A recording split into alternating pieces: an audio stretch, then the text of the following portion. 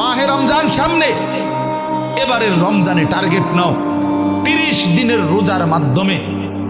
দিল থেকে আল্লাহর কাছে এইভাবে 30টা দিন হাতে গুনে তুমি আল্লাহর সাথে ওয়াদাবদ্ধ হও যে আল্লাহ 30 দিন আমি রোজা রাখবো। এবং যৌন চাহিদা, লজ্জাস্থানের চাহিদা, অশ্লীলতা, বেহায়াপনা, নর্তকী, নাচ গান, উলঙ্গ ছবি দেখা, নারীকে নিয়ে চিন্তা ভাবনা, মেয়েকে নিয়ে অশ্লীল চিন্তা ভাবনা, অবৈধ কোনো প্রেম সম্পর্ক, হারাম কোনো রিলেশন, এই সব ত্যাগ করে বন্ধু 30টা দিন মনোযোগ দিয়া রোজা রাখো, তারাবি পড়ো, ইফতার করো, সাহারি করো, তাসবিহ পড়ো, তেলাওয়াত করো, কোনো আলেমে দ্বীনের সাথে উঠা বসা করো, ইমাম সাহেবের সাথে সম্পর্ক করো। ইনশাআল্লাহ দেখবা আল্লাহ চাহে তো 30 দিনের মাথায় আল্লাহ বলেন লাআল্লাকুম তাত্তাকুন, আমি আল্লাহ ওয়াদা দিলাম মোমেন তোকে মুত্তাকি বানিয়ে দেব।